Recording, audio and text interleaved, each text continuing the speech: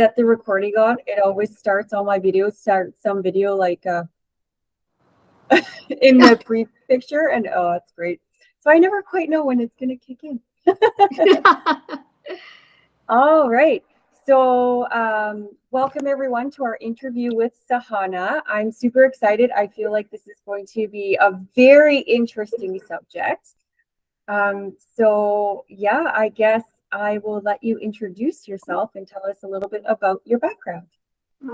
Hi Sonia, my name is Sahana and I live in South Indian city, Bangalore. It's in the state of Karnataka. And by profession, I'm an architect, but I teach history of architecture in an architecture college.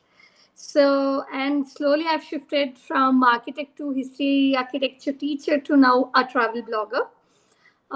So much of my travel content revolves around historical cities and places what I have taught or what I have learned as a student and a teacher. Oh, that is very interesting. And I guess that would give you just like more of an appreciation for the place. Yeah, I know my boyfriend's been to one of his favorite places is Rome. I haven't been there myself, but architect, and he always talks about architecture. So, and I can see it in his eyes. It like his eyes light up, and it's very fascinating. And I feel like there's a ton of other people that really, really have that feeling.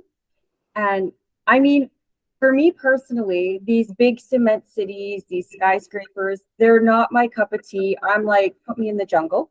But I do very much appreciate like ancient Rome type, like how did they do that? And just to think about all these grand things that were built before we have all our luxuries and technologies to do it. It's pretty, even I can appreciate that. That's and I watch a lot of movies. So the moment you said Rome, I was thinking of the movie Gladiator. Yes, exactly. Yeah, just the Colosseum is just like astounding. Yeah. So how did you get into travel blogging? First of all, I thought I should write for my mom and my husband. My husband, he doesn't have any memory issues, but he forgets everything. I can easily tell him that you didn't gift me anything last anniversary, and he'll be like, "Oh, really? I'm so sorry. Let's go shopping." That kind of a guy. So I'm like, he's gonna forget wherever we are traveling. And for my mother, because she loved to travel, but she traveled only in India, and she loves to read what other people do. And no matter how much I tell her over the phone or when I meet her, if there is like a proper document where she want to read whenever she wants to, or whichever place, today if she feels like reading about Egypt, she can just open mine and start reading about it. So I thought I should write it for both of them. And then obviously I didn't bother about how SEO works, or well, it was just like a personal diary. And few people who read it liked it. And then I slowly thought, okay, I'll not quit my job, but let me take this up side by side. So that's how the personal diary became a travel blog. Oh, that's so neat. I love that. I love that. And I know my mom has traveled a lot. She's actually a travel agent.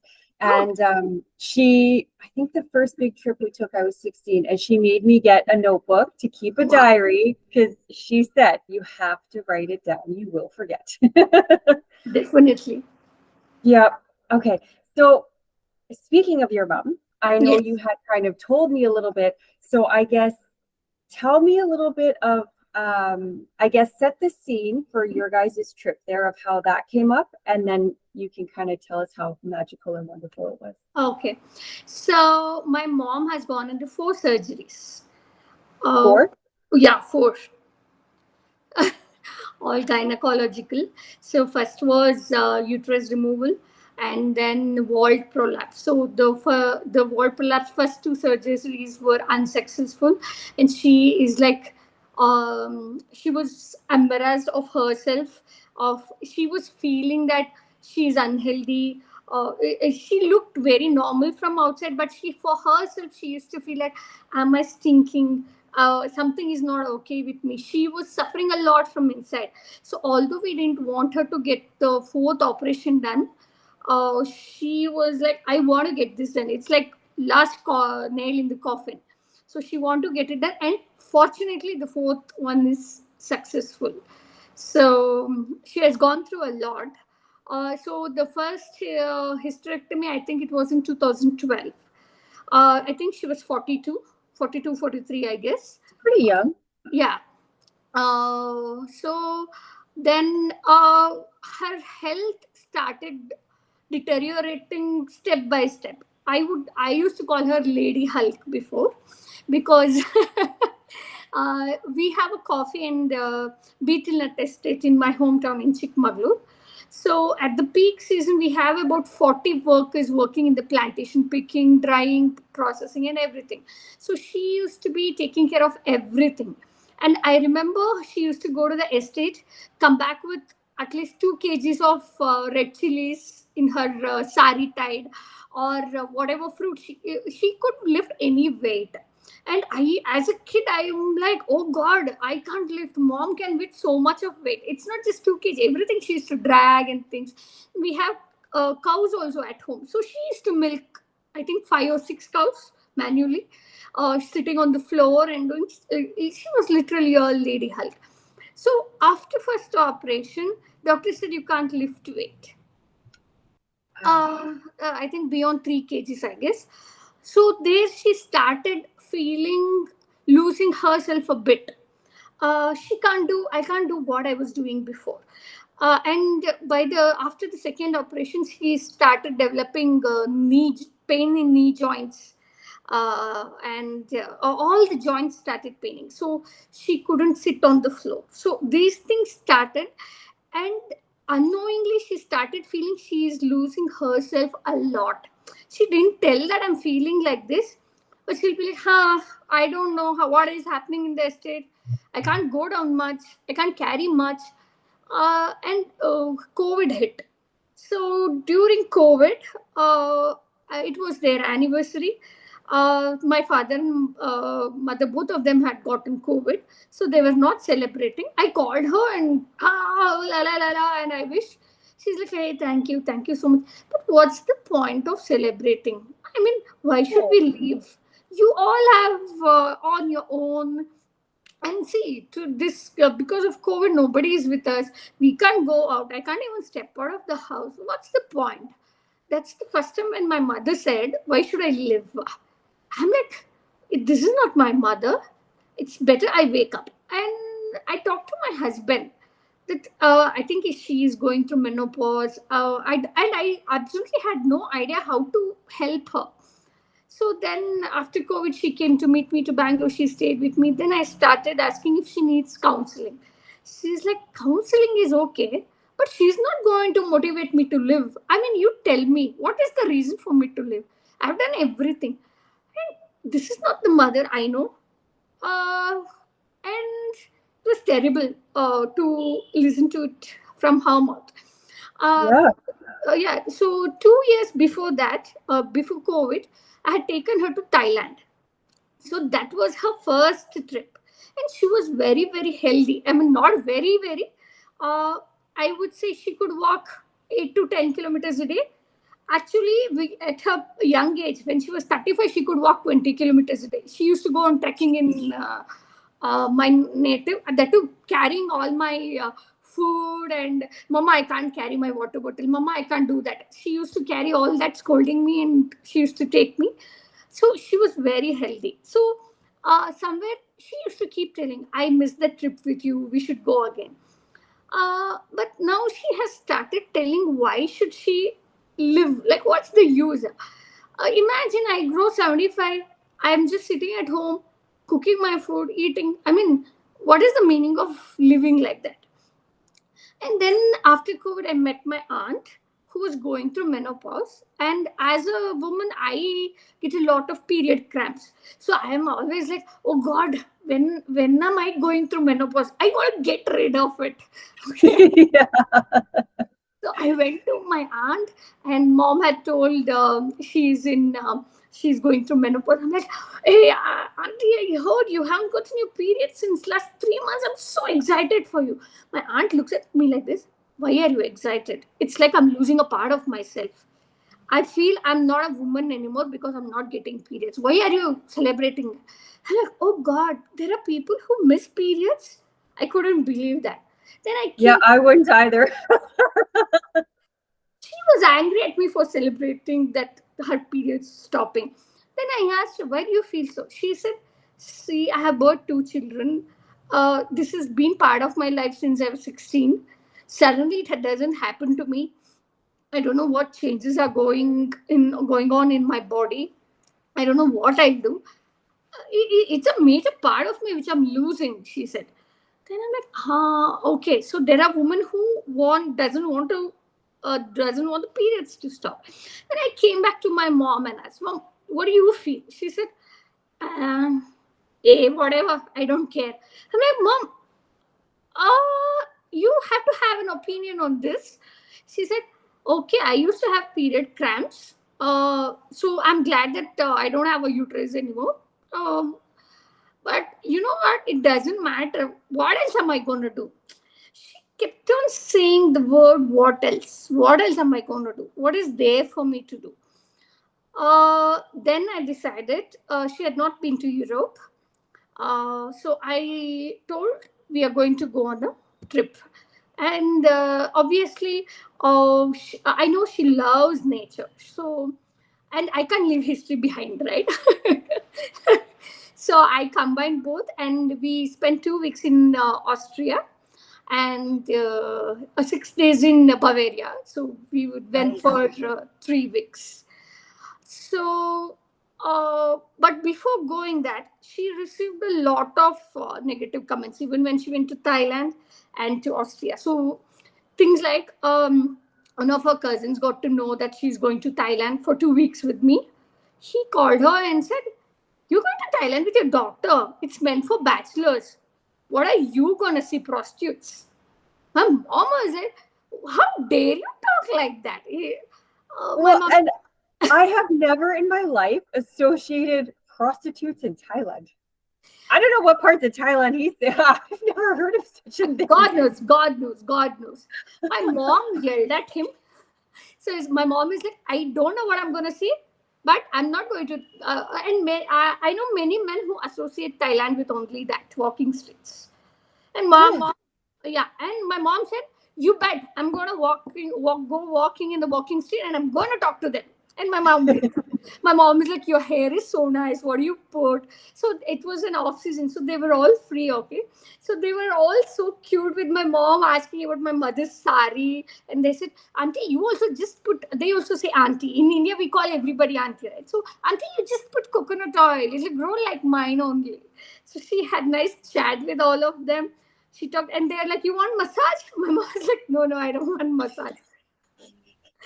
And we had attended a lot of cultural shows in Thailand.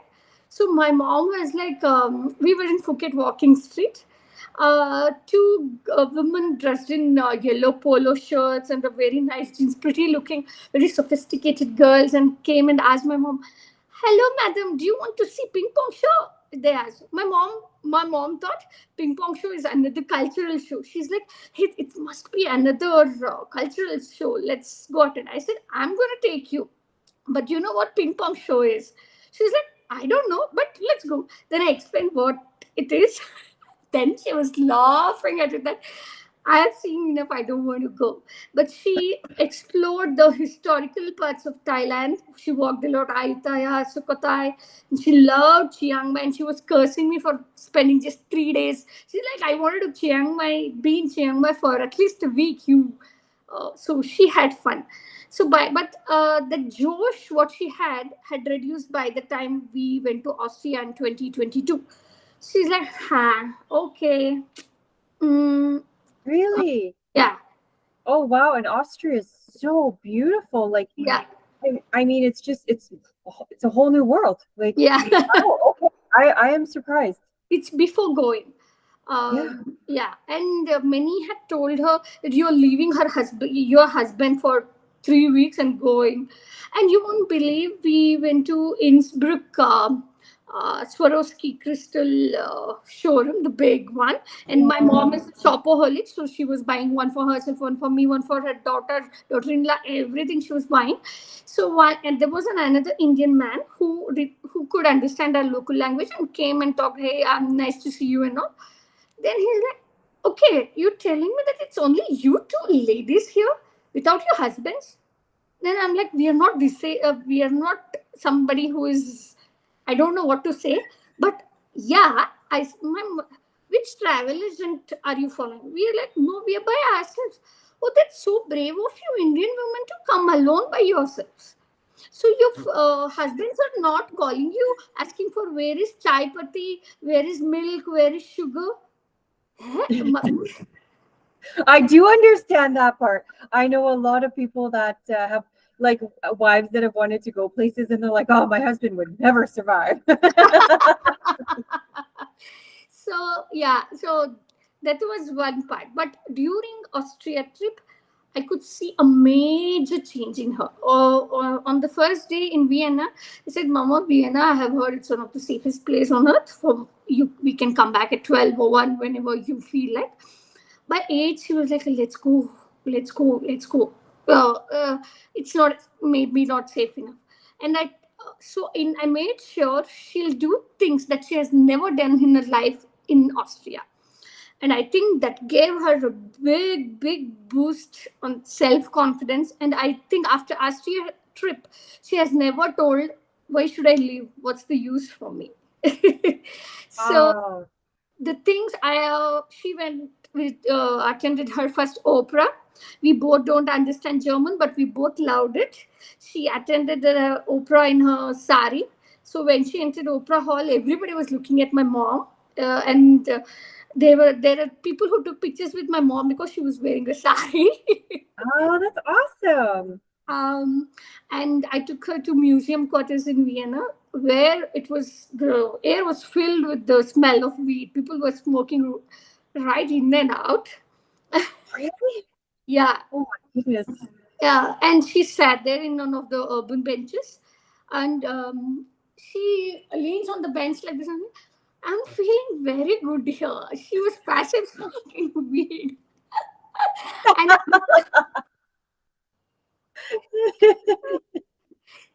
I'm feeling very light here. I'm feeling very good here, she was saying.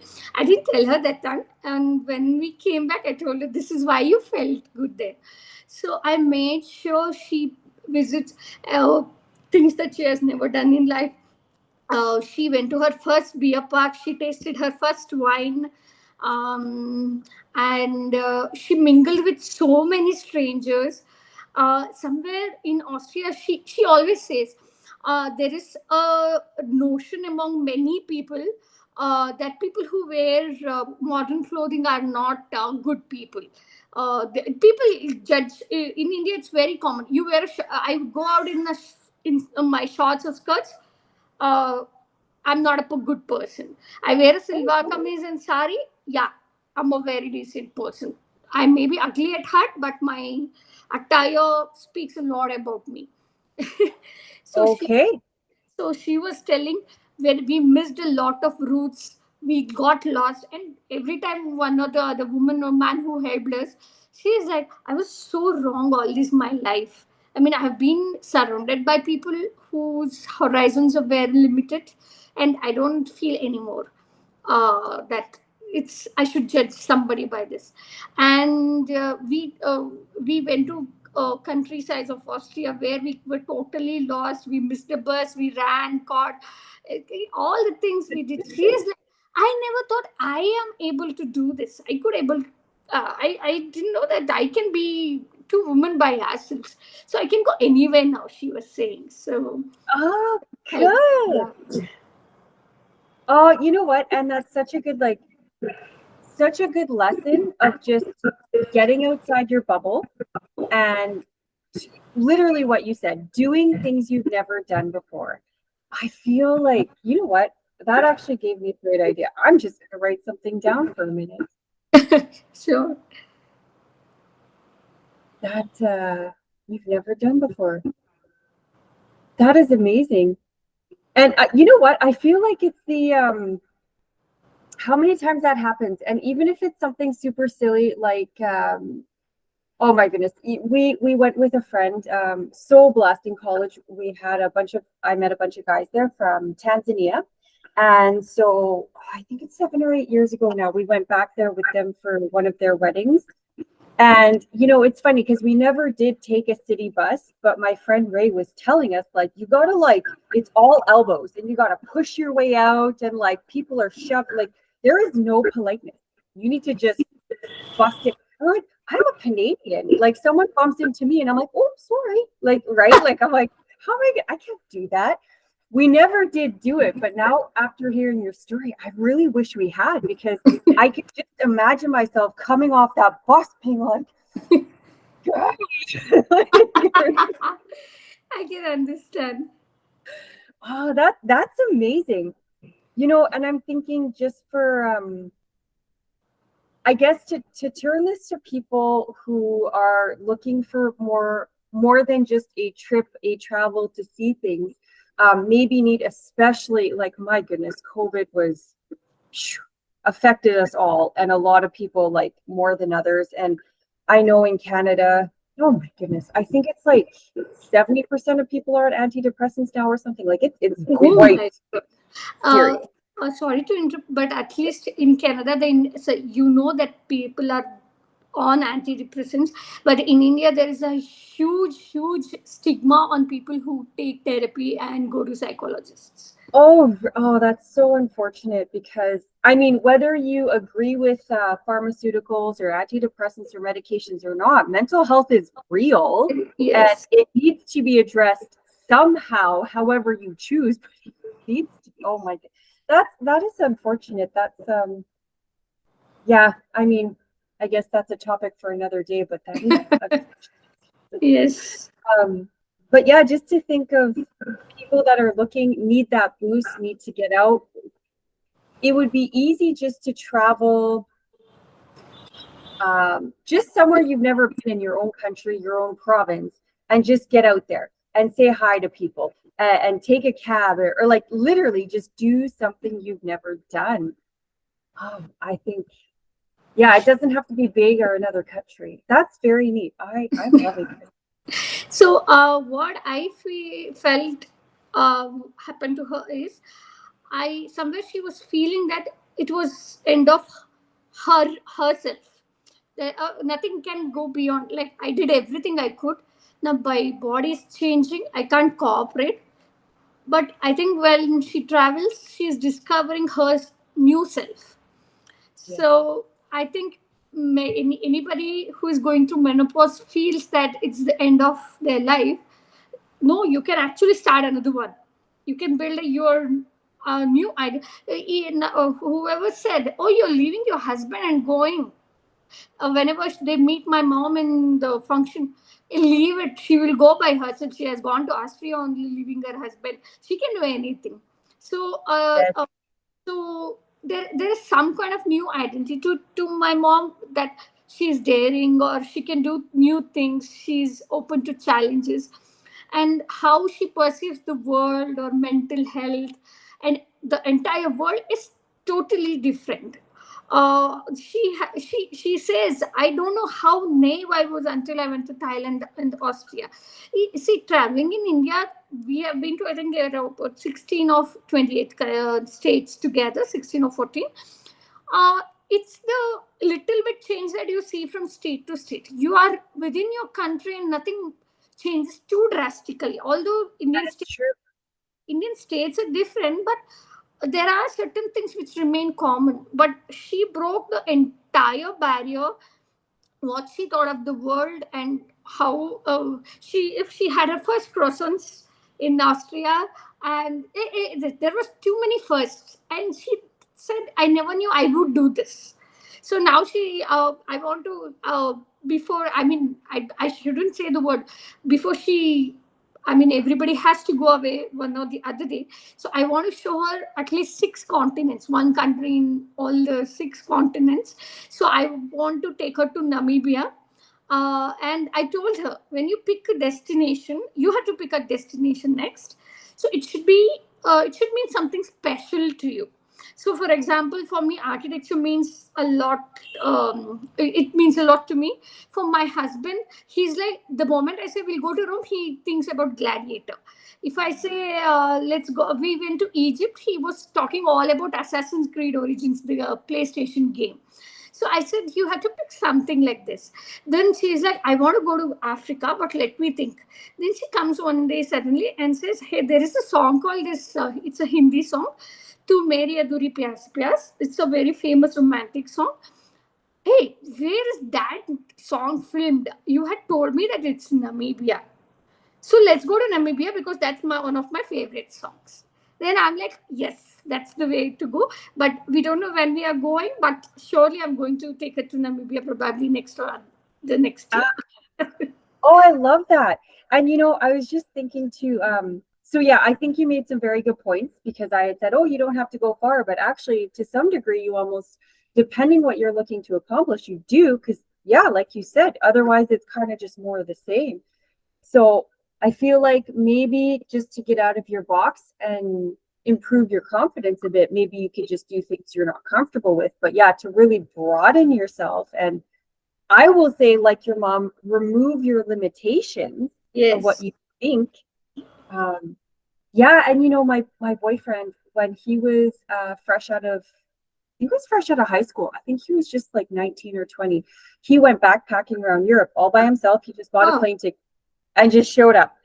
And I know as older adults, staying in a YMCA is maybe like different and yes. brings more comfort, but these things are possible. Or I know they have host families, and Airbnb is global. And I feel like it doesn't have to be, again, my mom's a travel agent, so she books trips, Huh. right? At these big, expansive, like, thousands of dollars. But, you get a plane ticket to Europe for $600 and, a YMCA or a nice cheap hotel or something. Like, there's so many options if you don't limit yourself to, Yes. yeah. Oh, Oh I've boy. been trying to push my mother to stay in a hostel for Yeah. some. I'm too old. I'm like, mom, you can't say you're too old for hostel. Then I said, when we go to Namibia, if there is a hostel, we should say. She's like, okay. But she's somehow hesitant to stay in a hostel. I love hostels, so I want to break that also in her mind that you're never too old to stay in a hostel. You know what? And where were we? My boyfriend and I, oh my goodness, I can't even remember where we were. And we stayed in a hostel, but they still had a bedroom with a locking door and its own bathroom. Like we didn't have to share the bathroom or anything. And that bedroom was kind of set aside for couples. Yeah, Uh, stayed in such a hostel in Tehran, in Iran. yeah, so that's another thing. I didn't know that existed. You think hostel, you're all just like sleeping in a Not gym. there. Sure.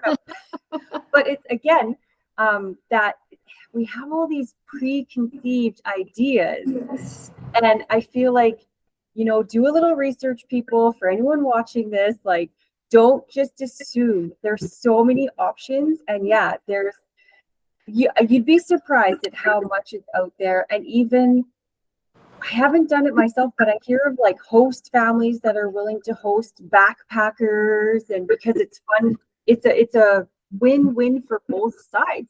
They get to meet other country people, and they also get to show them that authentic side of, because yeah, that's one of my biggest things with traveling is not that there's anything wrong with tours and this, but it's so touristy. You're going to very specific preordained places that are set up for the tourists.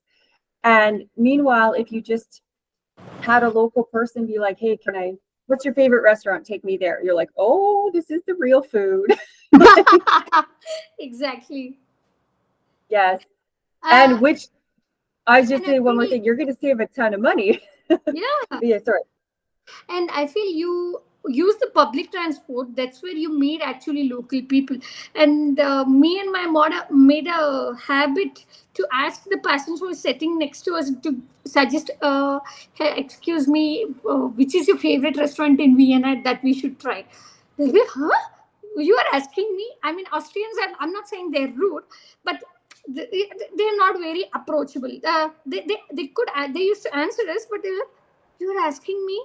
Then they used to wonder and say, this area, this restaurant. We have tried such restaurants. It was really beyond touristy, like you said. And we used to make sure, like, okay, today we are going to visit one museum, and then we don't know what we are going to do. So it's Yes. just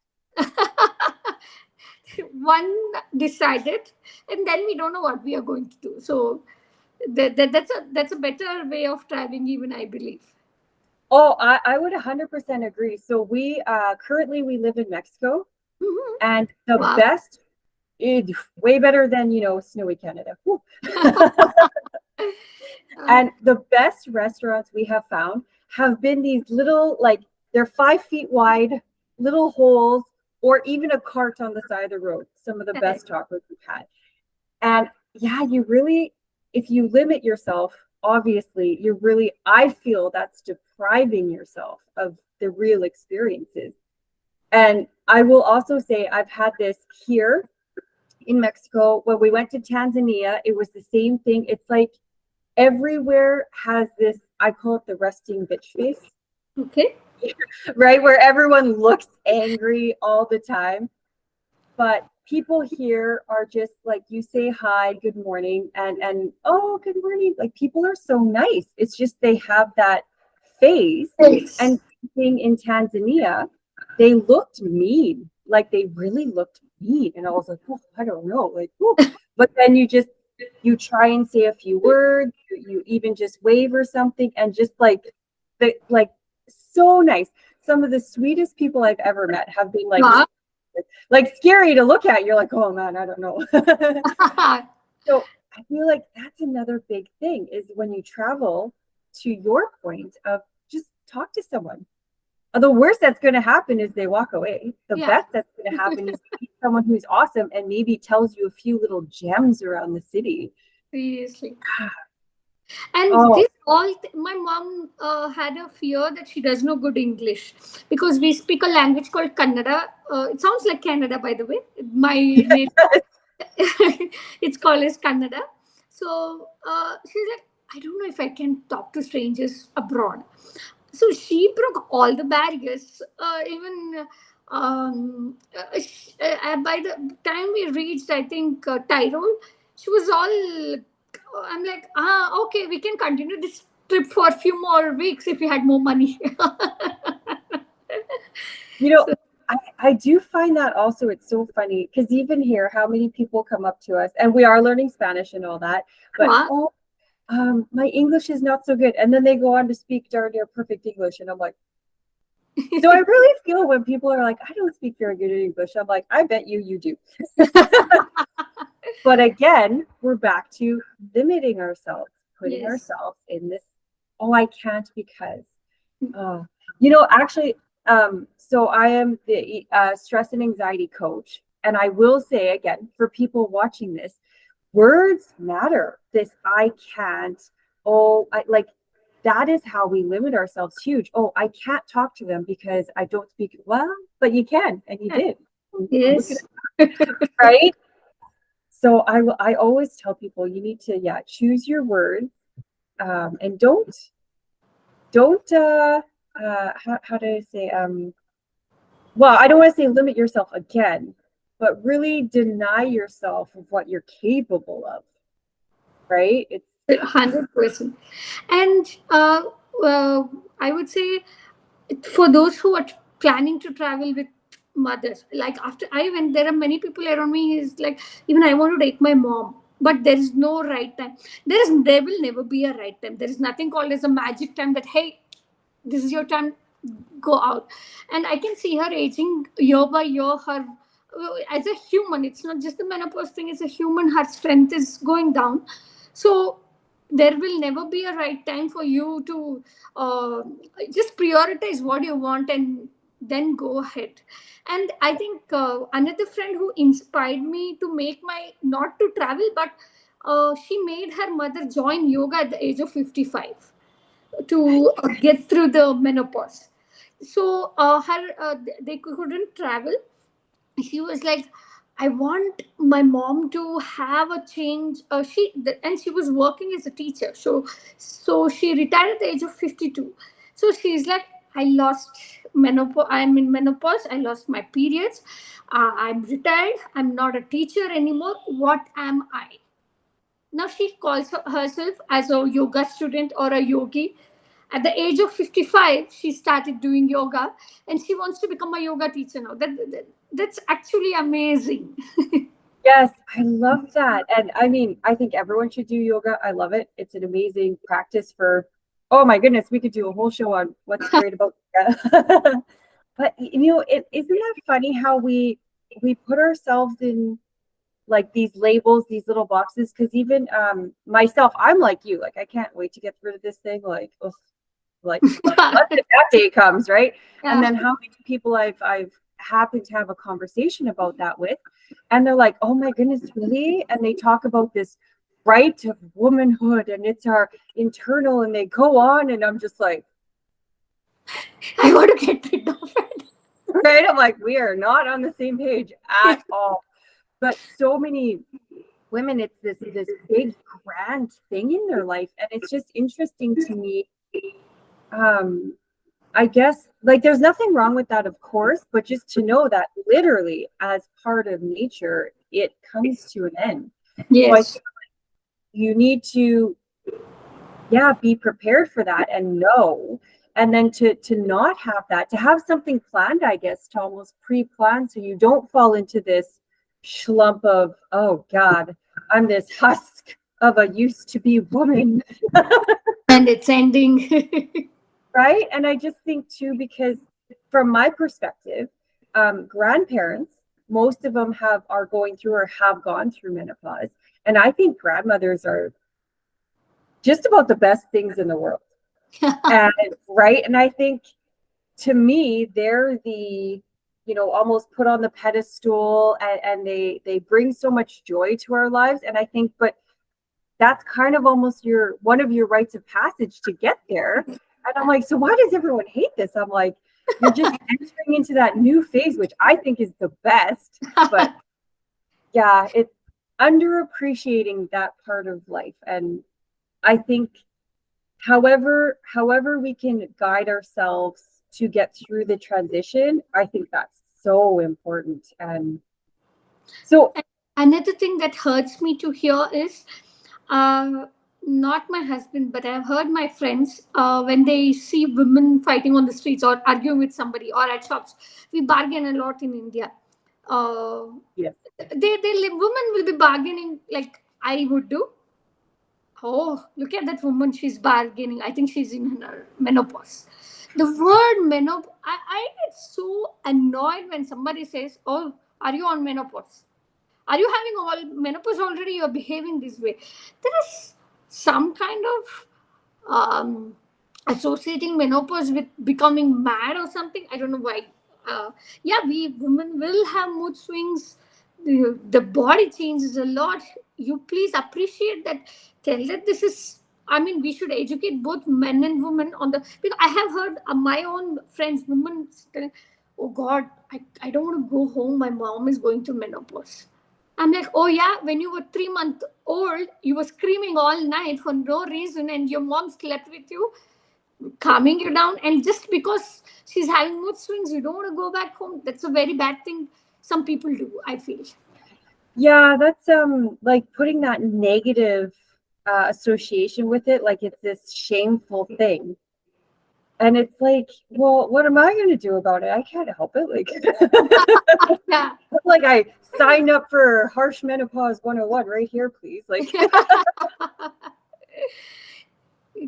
yeah, isn't that funny how, I mean, that's very unfortunate. Obviously, you can't change an entire society overnight, but I hope, I don't know. I don't know how to really address it. I know for myself, I make fun of it a lot. I started having the hot flashes and stuff every once in a while, and now it's super hot here. So like I tell my boyfriend, I'm like, I look at the dogs because I don't know if I'm like I'm hot or I'm hot, but if they're hot, then I know we need some AC.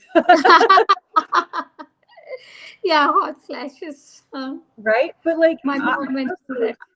yeah, and I like to make a joke about it because literally I can't change. I can't do anything. Like, Yeah. isn't that funny? I wonder why. It got that negative take. There was one incident. We were in a place called Badrinath. It's in Uttarakhand state. It's the foothill of Himalaya. So I think we were in May. The night temperature was 4 degrees, and we were in a temple. And me and my father was like this, wearing all the possible things we can. 4 degrees too less for like it's unbearable cold for us. And there is my mom removing her jacket because she is feeling hot.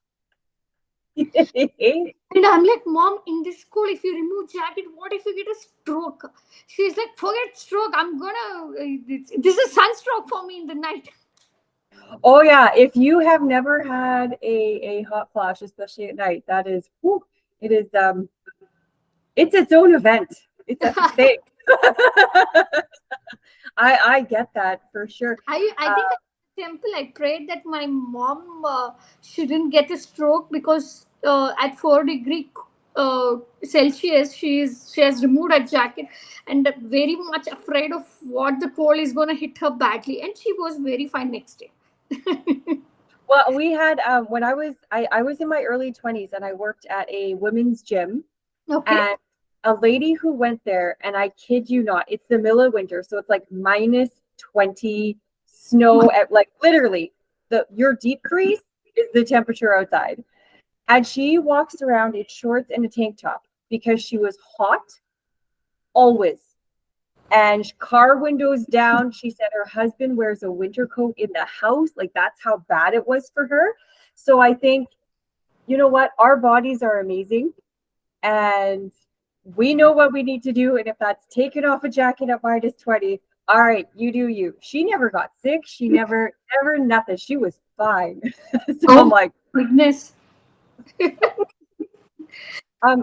So I'd like to ask you, because you've done a ton of traveling. So if there's someone out there who's like, okay, this is amazing. I want to experience this, especially like post-COVID. A lot of people have a lot of mental health issues and stuck in the house, yada, yada. Where would you recommend they even start? Because for most people, it's that beginning that's the hardest. Yes. Beginning, I think I used the word beginning is the hardest. It's just yesterday for something, and you brought it right up. um, uh, I know many people who come to India to invent themselves. So I'm honestly I'm being honest. India is not for beginners. It's too chaotic. I can cruise through India like a pro because I'm used to it. So in a way, I would say India because many people choose my country to invent themselves. Uh, but it may not be for everybody. I know people who went back immediately because they couldn't take the diversity, chaos, and vibrance. I would say go to Chiang Mai in Thailand. I would. Okay. Yeah, so that's one of my mom's and my favorite place. And there is something very calm about it. There is no rush. People move at a very slow pace. There are hiking trails. It's very easy to get around. You can even hire a moped and just go around, or there are tons of tuk-tuks. So if you're really looking for somebody who wants to, I'm not saying you go there and join a yoga class or meditation class. If you join, good. But I would say it's Chiang Mai. Okay. In Thailand. And another place I'm confused about Japan. I spent 3 weeks in Japan, and I have never seen people sitting alone and crying in the cafes. In and the Japanese are fond of Starbucks. So I saw at least one woman sitting in the corner with her coffee, crying. So the mental health issue in Japan is so much. There is something called a suicide forest in Japan where people go die. I've heard about that. Yes, Yeah. you shame your family, you go take a walk. So the all I would say go pick a place where it is easy for you to move around, and especially if you're going alone, Japan is a good place because solo dining is very common. Even in McDonald's, people dine solo. There are tables and chairs just for one person. So it's Oh, nice. Yeah, so and that will be more comforting and you won't feel so out of place. Oh, yes. okay. So in that way, I would say Japan. But like I said, I have never seen so many alone people crying and sitting and crying. And I didn't know if I should go approach them, talk, because we don't share the common tongue. And some people prefer to be left alone during such time. So uh, it's kind of Japan is a good place though for those who want to go solo. But get out of Tokyo. Tokyo is beautiful. If you are already stressed, the rush and bash of Tokyo is going to make you more, what do you say? I can't. So High Kyoto, anxiety. Or any village around Fuji are good. I feel. Yeah, because I was just imagining that if you're there to try and, build confidence and find yourself and do things like even just seeing in movies, Tokyo, where like all the street lights and just like thousands of people cross the street. Even I'm like, oh, that's a lot. Like, so yeah, I think that is excellent advice. I love the Thailand where you said it's kind of slow, it's laid back. Having said that, I would also, I mean, I love Tanzania. I thought the pace there was amazing. Also, again, stay out of the big city because it is hustle and bustle. But yeah, people saunter. They just like there's no rush. It really blew my mind how laid back life was. It was pretty amazing. So if you were a person to sit down and be like, okay, I'm planning. What kind of research do you do before you go? Okay, so the place I pick has to be personal to me or to my husband or to my mom. Like I usually travel with me and my husband or me and my mom.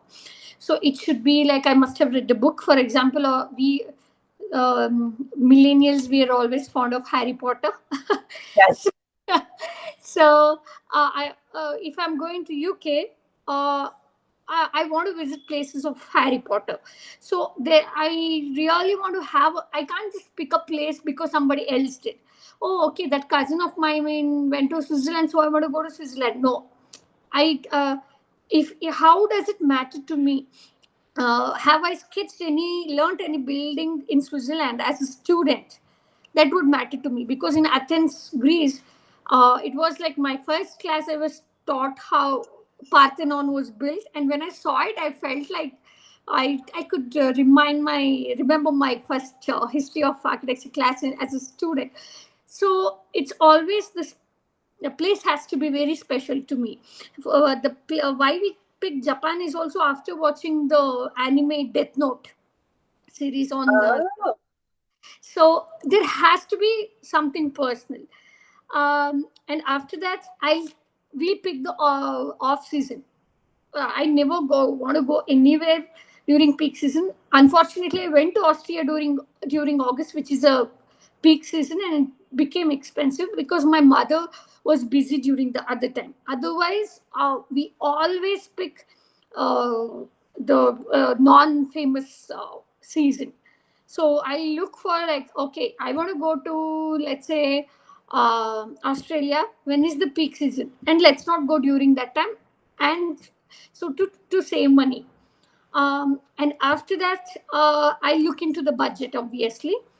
If it suits me, our category. So we don't backpack totally, but we never go on an organized tour. So it's like I stay in a private room in a hostel or a homestay. So it's like that. So we'll work out the budget. So I'll use some of the online portals like Budget Your Trip and other.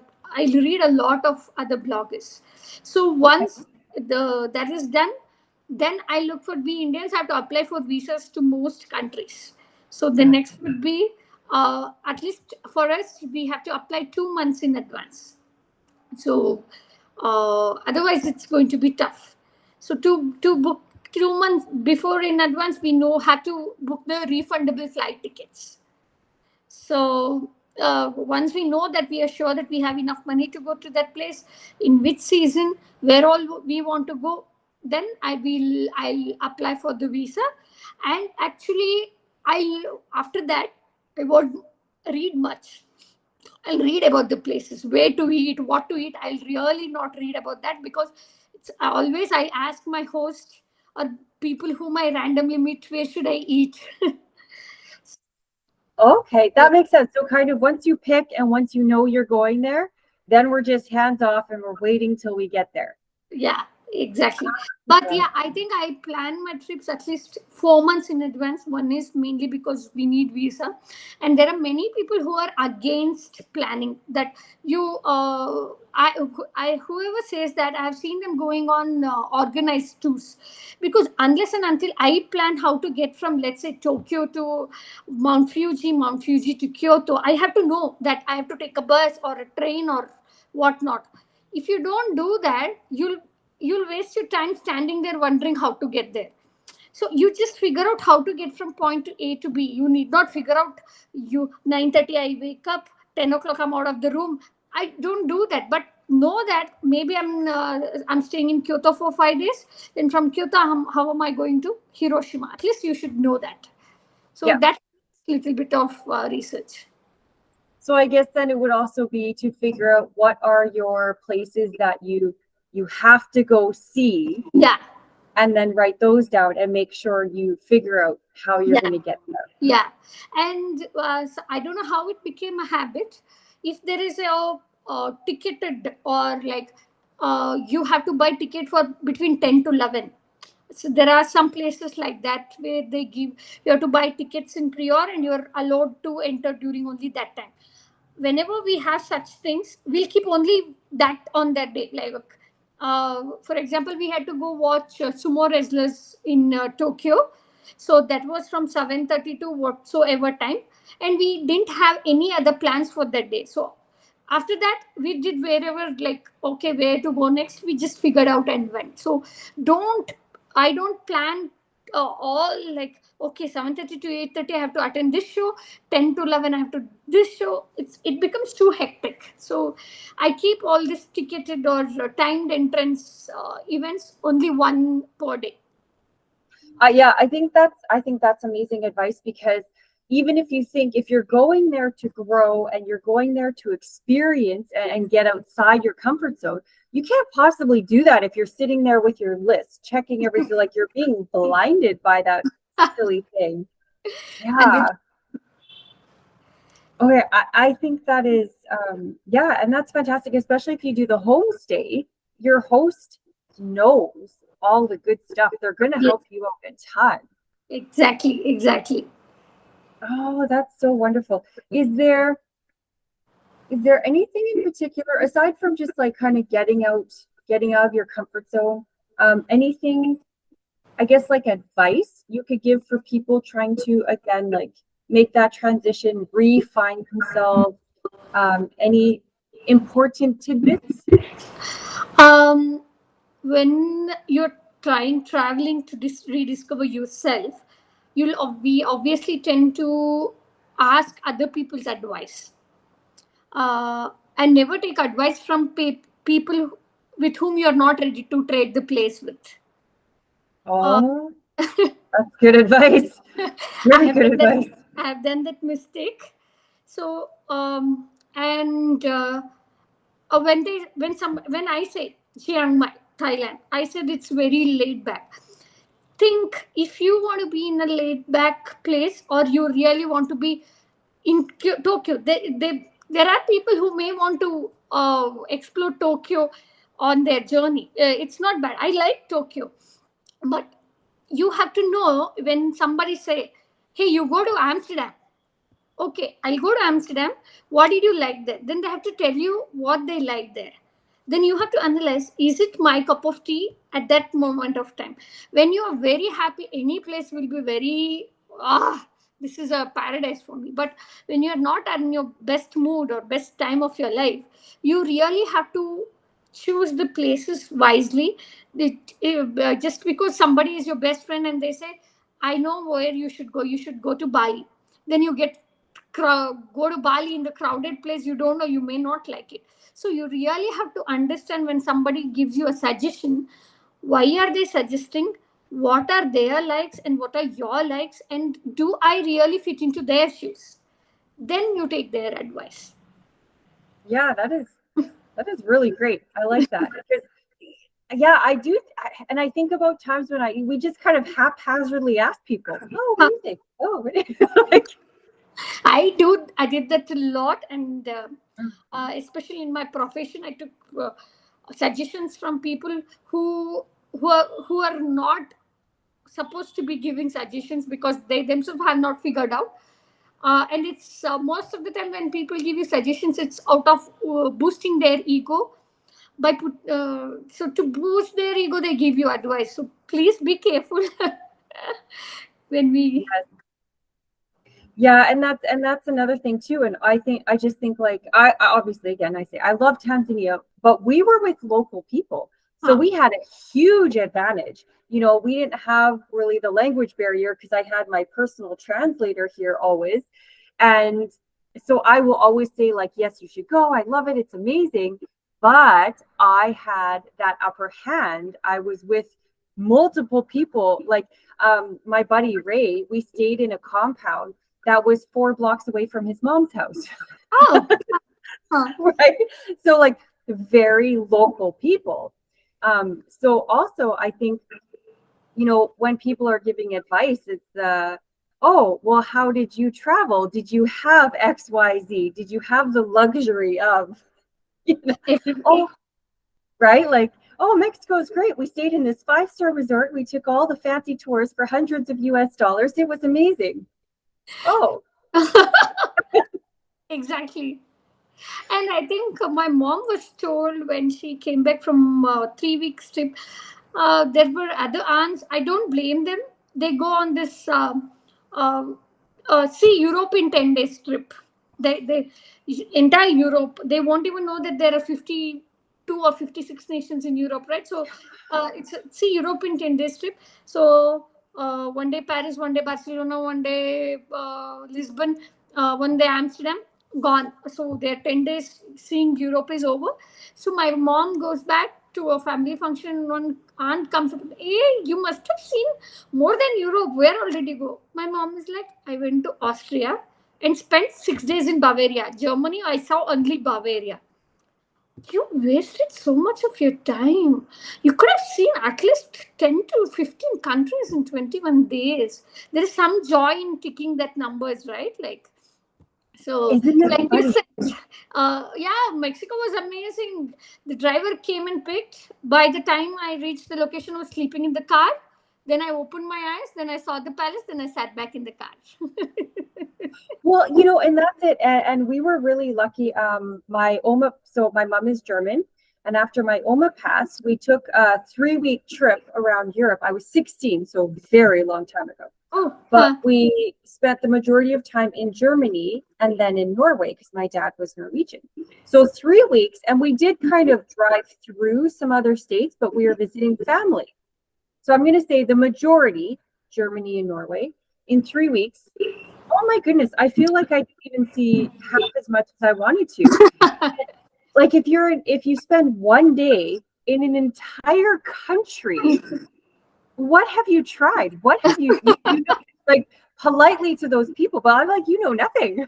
Like, yeah, I'm with you. I would spend 3 weeks personally in one place, even like 6 days in one city. I think, you kind of, at least you got up to your knees in the lake. But, exactly. Exactly. Yeah. Yeah, I would, just from my experience, I assume you'll agree, traveling is not to be rushed. It's Yeah. to be like, yeah, unless you're ticking boxes. And if that's your goal, then, power to you. But how do you possibly take in the beauty, the appreciation. Like even in Austria and Germany, similar with the buildings, and they have all those wood crosses, and I get to be fashion. Like it's just, to me, like you can stand there for like 10 minutes just looking at buildings. Then you need to go to a local market in the morning. Then you need to, watch people. Like it takes time. Exactly. Yeah, that's the beauty. Oh, that's funny. But I guess at the end of the day, to each their own. But I will say, I'm with you. If you're looking to rediscover, if you're looking for something healing, if you're looking for, some transformation, however small, you just can't rush that. And yeah, I'm with you. Also, from my perspective as a coach, I will say we always have the answers in us. We just need to be able to listen, so that when a place speaks to you, like listen, if you're pointing in a map and you're drawn and you're like, yes, I feel I should, then just go with it. Like, yeah, I love it. Oh, is there anything else you think is important to mention before we wrap it up? I think we covered most of the things. I think so, but sometimes, sometimes we get I'm a bit of a chatty Kathy, so sometimes I'm like, oh shoot, did we forget anything?